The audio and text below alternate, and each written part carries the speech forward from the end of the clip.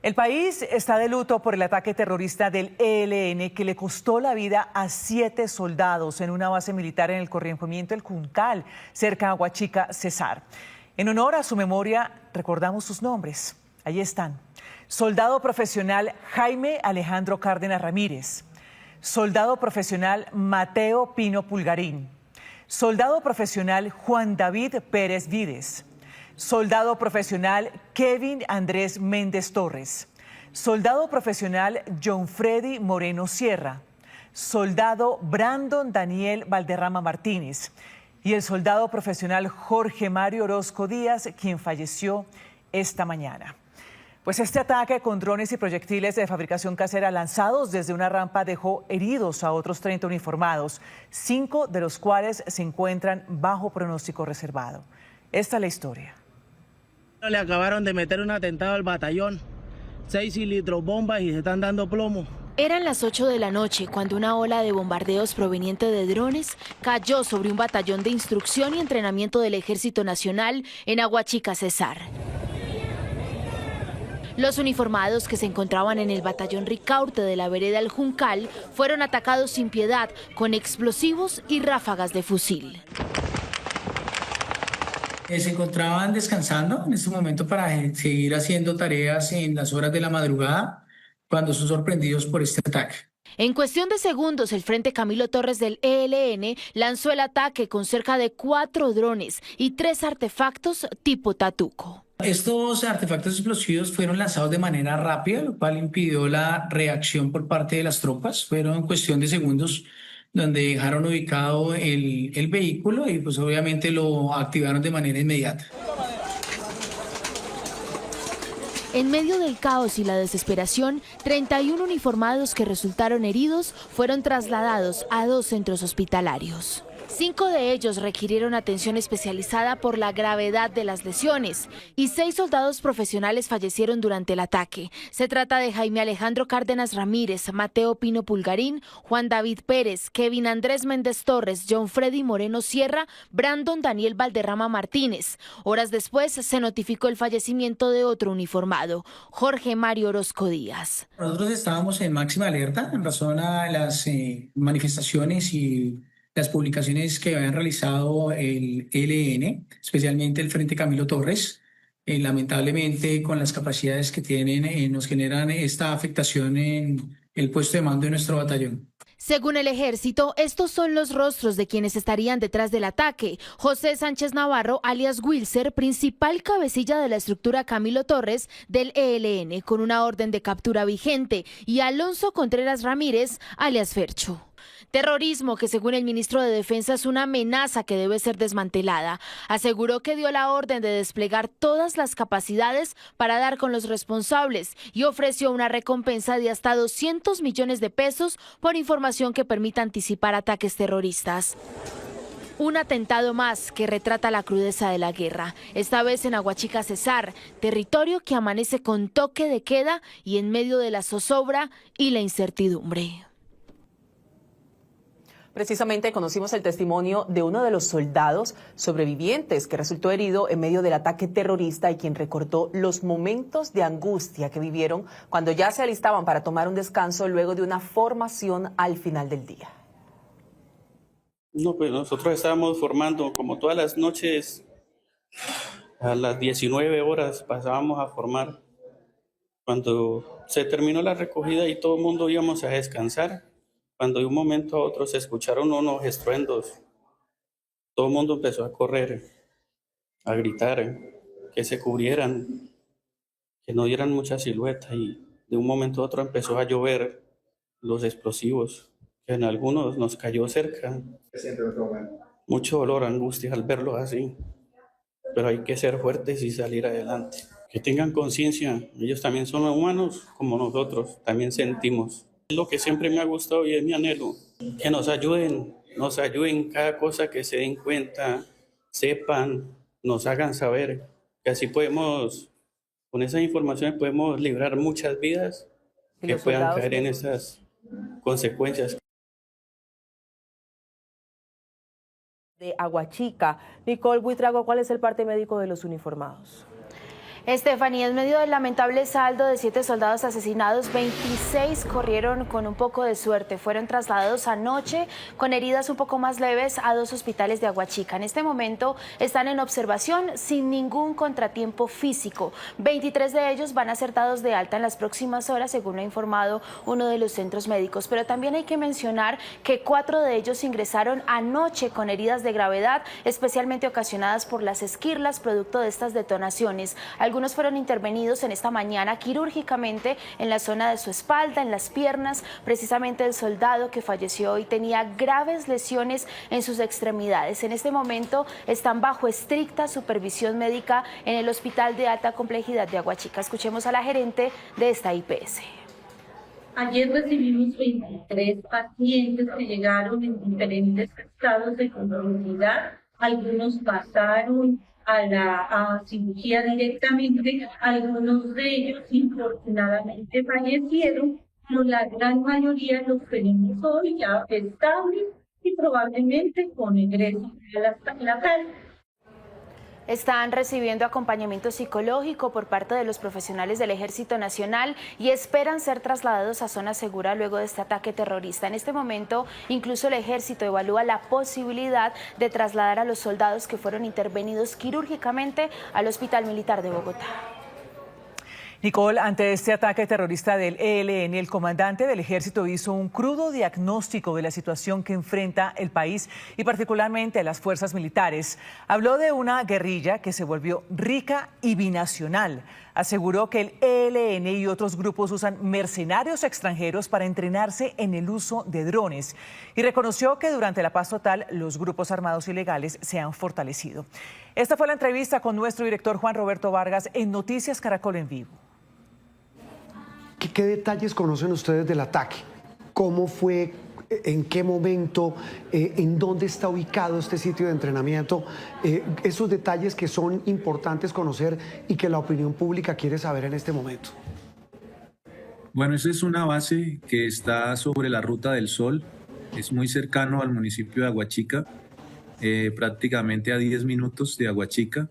Allí se concentran todas las tropas de entrenamiento de nuestra segunda división del ejército, especialmente de la quinta brigada. Hacia las 19:30 horas se sucedieron los hechos. Colocaron en la periferia una volqueta con cilindros acondicionada para lanzar artefactos explosivos y combinaron esta acción con el lanzamiento de artefactos explosivos a través de drones. Las principales afectaciones que se producen en un alojamiento de soldados y allí las principales acciones de esos artefactos explosivos o los efectos de estos artefactos explosivos se dan precisamente por el lanzamiento con drones sobre esas instalaciones militares. ¿Cómo adaptan un dron con explosivos? Que realmente eso, pues uno ve, usted entregaba esta mañana una cifra a los colegas de Blue Radio y decía, y me corregirá, 393 ataques con drones en menos de 2 años. ¿Cómo adaptan estos drones para atacar, en este caso, a la fuerza pública? Bueno, estos drones son equipos comerciales, la mayoría de ellos de procedencia china, que ingresan al país de manera libre porque no tenemos en este momento una ley que los regule. Hay una ley en tránsito en el Congreso de la República, pero todavía no ha sido aprobada y necesitamos precisamente una legislación especial para ese control. Lo que hacen estos bandidos es adquirir hasta por plataformas este tipo de equipos y acondicionan granadas a esos artefactos, es decir, un dron comercial, lo adaptan y le colocan granadas y esas granadas son las que lanzan encima de las estaciones de policía, encima de las bases militares, como en este caso. Entonces es una acción que lo hace cualquier persona desde 4 o 5 kilómetros de distancia y pues nos afecta de esta manera tan importante. El ejército ha venido adquiriendo capacidades antidrones, pero pues lógicamente son insuficientes ante la cantidad de hombres y unidades que tenemos desplegadas en el territorio. Se ha priorizado aquellas bases militares donde tenemos aeronaves porque es uno de los principales objetivos de estos grupos, pero pues hay una necesidad de seguir adquiriendo esta capacidad tan importante, porque es la modalidad que están usando los bandidos. Es relativamente barata, no exponen a sus hombres y sí nos generan unas afectaciones como las que usted ya mencionó. Estos ataques, ¿dónde los aprendieron estos tipos? ¿Quién les está enseñando? ¿Cómo los están entrenando? ¿Qué conocen ustedes en la inteligencia militar de este avance tecnológico al servicio del terrorismo? Bueno, el primer ataque de drones se nos presentó precisamente en Argelia, Cauca. Eso fue en abril del año pasado, el 29 de abril del 2024. Y como bien decías tú, a la fecha, ayer 18 de diciembre, son 393 ataques que llevamos precisamente con estos artefactos explosivos. Han venido personas, inclusive de otros países, a hacer ese entrenamiento, lo sabemos. Y hay unos instructores que llegan a las diferentes estructuras a realizar este tipo de eventos. También hay empresas que venden no solamente esos equipos, sino que también capacitan.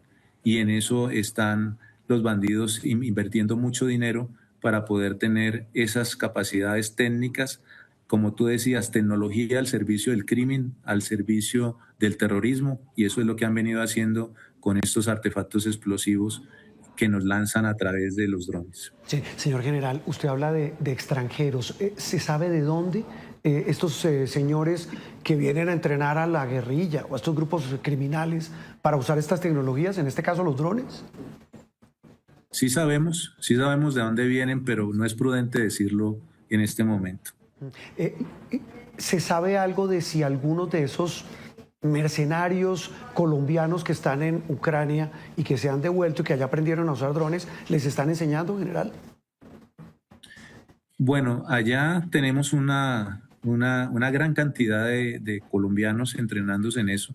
No se descarta que algunos de ellos hayan regresado al país y ahora estén al servicio como mercenarios de estas organizaciones. Sin embargo, lo que hemos podido establecer es que precisamente se han entrenado en otros países. Estas estructuras criminales han enviado personas de esos grupos a otros países y también han venido personas de esos países a entrenarlos en Colombia. Es mucha la plata que están moviendo estos grupos para tecnológicamente armarse y hacer lo que están haciendo en el país. Sí, claro, nosotros, yo lo decía esta mañana, estamos enfrentados a unas organizaciones criminales ricas, producto del narcotráfico, producto de la extracción ilícita de yacimientos mineros, y eso es lo que ellos están buscando en Colombia, poder controlar esos enclaves cocaleros y esos enclaves de producción ilícita de oro especialmente. Por ejemplo, si ponemos una explicación de lo que sucede en el Catatumbo, son 50.000 hectáreas de coca que hay allá, y esa es la disputa entre el ELN y el GAOR 33. ¿Quién se queda con esa economía criminal? Si nos vamos al sector del sur de Bolívar, en Santa Rosa, al norte de Santa Rosa del Sur quedan las minas de San Lucas y de San Luquitas. Al sur de Santa Rosa quedan las minas de Guamocó. Ese es un negocio de 1.6 billones de pesos al año. Uy. Son 4 toneladas de oro que sacan de ahí de manera ilícita. Y por eso son las confrontaciones allí entre el ELN, el Clan del Golfo y el GAOR 37. Entonces estas estructuras son unas estructuras que tienen mucha plata, que tienen mucho dinero y pues están invirtiendo en tecnología precisamente para hacerle daño a la fuerza pública y también a la sociedad colombiana. Y usted habla de una guerrilla rica, habla de una situación que se ha agudizado en estos años. Pero aquí hay una responsabilidad del Estado y hay un tema clave general que es la paz total. Esa paz total que, como hemos visto y como lo dicen los que saben, no nosotros, lo que ha hecho es fortalecer y enriquecer a estos grupos. Pues desafortunadamente esa oportunidad que el gobierno nacional le ha dado a estos grupos armados, muchos de ellos no la han aprovechado y lo que han hecho es aprovechar ese cese para fortalecerse. El gobierno nacional lo ha entendido así, por eso en este momento no hay cese bilateral con ningún grupo armado. En este momento las operaciones que nosotros desarrollamos son contra todos los grupos porque no hay ningún cese establecido con ninguno. Pero definitivamente hay muchos de esos grupos que no tienen voluntad de paz y que alzan la mano, se quieren sentar en la mesa, pero con la intención de fortalecerse y no de llegar a un acuerdo. De todas maneras, nosotros continuamos trabajando, nosotros trabajamos y cumplimos la misión constitucional que se nos ha encomendado y somos respetuosos de las decisiones que en ese campo toma el gobierno nacional, porque lo que no se puede decir aquí es que la paz no se logra porque el ejército o la fuerza pública colombiana es un obstáculo. Por el contrario, siempre hemos estado apoyando esas acciones que buscan llegar a acuerdos, llegar a paz, porque sabemos que el principal problema de Colombia, de un hermoso país como este, donde se reclutan niños en la guerra de manera permanente, es poder llegar a tener paz. Lo que Colombia quiere es vivir en paz, que los ciudadanos puedan ir libremente a su trabajo y que puedan tomar sus decisiones en democracia. General, ¿qué ha pasado con Calarcá? El gestor de paz que ha sido protagonista en las últimas semanas de polémicas de las que usted ya ha oído, ¿a él lo está persiguiendo la fuerza pública en este momento? Bueno, Calarcá tiene en este momento una orden de captura que le protege para hacer operaciones ofensivas contra él. Está en una mesa de negociación y de diálogo. Nosotros respetamos eso. Sin embargo, todas las estructuras que delinquen, que extorsionan, especialmente allá en el departamento del Caquetá y del Guaviare, les estamos haciendo operaciones militares. No hay un solo sitio del territorio donde tengamos información donde no hacemos operaciones militares. Como te dije, respetamos ese esfuerzo importante que hace el gobierno en las negociaciones, pero donde no hay cese bilateral al fuego y donde no hay órdenes de captura levantadas, estamos haciendo operaciones ofensivas. General, ¿qué saben de estos jefes criminales del ELN? ¿Siguen en Venezuela? ¿Están al otro lado de la frontera? ¿Qué saben ustedes? Es claro que el 61% del ELN es una guerrilla binacional. Las tres estructuras más importantes del ELN son el Frente de Guerra Norte, el Frente de Guerra Nororiental y el Frente de Guerra Oriental. Allí se concentra el 61% del ELN. Y esa es una guerrilla binacional que entra y sale permanentemente y los principales cabecillas de esta organización efectivamente están en el otro país. Ayer el dictador Maduro dijo, mire, invito al ejército de Colombia que se una al nuestro para defender de manera común lo que puede ser una invasión. Eso, más que una reflexión, quiero su opinión sobre esta frase tan ofensiva de un señor como Maduro. Bueno, nosotros como Ejército Nacional Constitucional de este país estamos concentrados en el cumplimiento de nuestra misión. Nosotros no hacemos ninguna crítica a esos temas internacionales porque para eso está la Cancillería, pero lo que sí hay que decirle a la población colombiana y a nuestros medios de comunicación es que la fuerza pública colombiana trabaja es por Colombia. Y aquí nosotros tenemos un presidente constitucional, nosotros no estamos pendientes de lo que sucede en otros países porque no es nuestro rol. Nosotros estamos concentrados en Colombia y precisamente ahí es donde nos tenemos que concentrar en cumplir nuestra misión constitucional, que está clara, que está establecida por la ley y de ahí ese es nuestro norte y ahí permaneceremos siempre.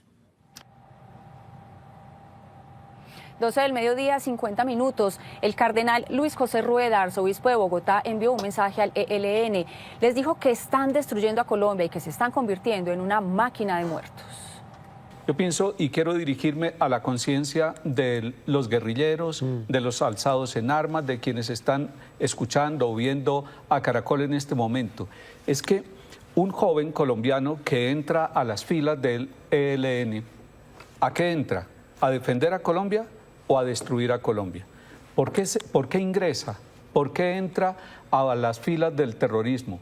Y pensando en esos ataques últimos, alguien que está preparando un dron que pudiera servir para muchas cosas buenas, para la agricultura, para prevenir catástrofes y demás, un dron que lo toman, lo arman, le ponen la dinamita, las granadas y los demás dispositivos, pero son dispositivos de muerte. En ese momento está pensando que va a hacerle un bien a Colombia, que va a defender a los más pobres. No, está preparándose con un instrumento para atacar, para destruir. Si pensaran que esos 6 soldados que cayeron, no solamente cayeron ellos, está cayendo su familia. Están destruidos moralmente, están destruidos también los compañeros del ejército, de la policía, están destruyendo a Colombia. Quiero decirle entonces a los jóvenes, hombres y mujeres que están alzados en armas, sobre todo los del ELN, quiero decirles, ese no es el camino de reivindicar los derechos de los más pobres. Hoy más que nunca, hoy cuando amanecemos de luto en Colombia por estas situaciones y lo que está pasando en las distintas regiones, es el momento para volver a decirles, para volver a levantar una voz que quiere llegar a la conciencia, que quiere tomar el corazón de quienes están en estos grupos armados y que le están haciendo este daño a Colombia. Es el momento para que paremos esa máquina de muertos, esa máquina de guerra, esa máquina de destrucción, esa máquina que le hace mal a Colombia. Por lo tanto, no podemos callarnos, no podemos callarnos. Todos dirán, en Colombia todos somos responsables, es cierto, empiezo por mí mismo, somos vasija de barro, somos responsables, corresponsables unos de los otros, pero por favor, que nadie levante un arma contra otro, que este tiempo de Navidad sea para poner el corazón en Jesús de Nazaret. Él nunca empuñó un arma, él nunca agredió a nadie, él nunca se organizó para destruir la vida de nadie, aunque no estaba de acuerdo con todo lo que pasaba en ese momento en Israel. El uso de drones cargados con explosivos se ha convertido en una de las principales amenazas contra la fuerza pública en Colombia. Según el ejército, los grupos armados ilegales han adaptado esa tecnología para cometer atentados. Ante este escenario, el gobierno plantea la implementación de sistemas de defensa antidrones. Velos. Los drones. Son al menos 393 ataques con drones en tan solo 2 años en varias regiones del país. Se trata de drones que se consiguen en el mercado y son adaptados por los grupos al margen de la ley para transportar y lanzar explosivos. Pese a esto, la fuerza pública ha logrado impedir más de 8.800 intentos de ataques, cifra que refleja que el uso de estos artefactos no tripulados ha cambiado el curso de la guerra en el país. El uso de estos drones, que inicialmente los utilizaban para temas de observación, la guerrilla le hizo adaptaciones y los grupos al margen de la ley le hicieron adaptaciones para poder lanzar elementos explosivos, lo que hizo un cambio sustancial en el conflicto interno aquí en Colombia. Utilizan drones que ellos mismos logran manipular de manera artesanal para incluir allí explosivos que al ser artesanales lo que hacen es limitar la precisión, por ejemplo, de lo que se usa en materia de drones en guerras convencionales. Y para hacer frente a esta amenaza se necesita mucho más. Así lo advirtió el general en retiro Guillermo León, presidente de ACORE. No solamente las fuerzas militares, sino una estrategia integral del Estado para enfrentar un nuevo desafío que en este momento tiene un efecto importante en la situación de orden público en el territorio. ¿Y qué significa una estrategia integral? Esto pasa por temas de entrenamiento en nuestra tropa, en nuestras fuerzas militares y la Policía Nacional. La guerra desde el cielo se ha convertido en la forma más sencilla para los grupos criminales a la hora de causar daño a la fuerza pública a larga distancia y con menos riesgos para los terroristas. Por eso, el Ministerio de Defensa tiene clara una prioridad. Es crear una especie de coraza, de cúpula de protección aquí en Colombia, priorizando y focalizando para proteger a toda Colombia esta amenaza. ¿Cuánto cuesta? $1 billón. La defensa es cara, pero es más cara no tenerla. Y si queremos tener seguridad, hay que meternos la plata en el bolsillo. Porque de lo contrario, pues a mí me queda muy difícil sin herramientas, o a la fuerza pública sin herramientas, solamente dar información. El presidente Gustavo Petro anunció la inversión de $1 billón para la compra de estos sistemas antidrones y así fortalecer las capacidades del ejército. En Popayán, un vehículo cargado con explosivos fue abandonado cerca de la estación sur de la Policía Metropolitana. La camioneta fue abandonada en el sitio por un hombre que huyó del lugar. Afortunadamente, el carro no explotó. Fernando Rojas, ¿qué dicen las autoridades? Buenas tardes. Stephanie, muy buenas tardes. Pues mire, las autoridades han manifestado su preocupación frente a lo que sucedió hoy aquí en la mañana, pero también han dado un parte de tranquilidad por lo que pues este vehículo no explotó. El vehículo, mire, fue abandonado aquí, en este sector del Parque Mosquera, casi entrando al sector histórico de la ciudad de Popayán, a eso de las 5:50 de la mañana.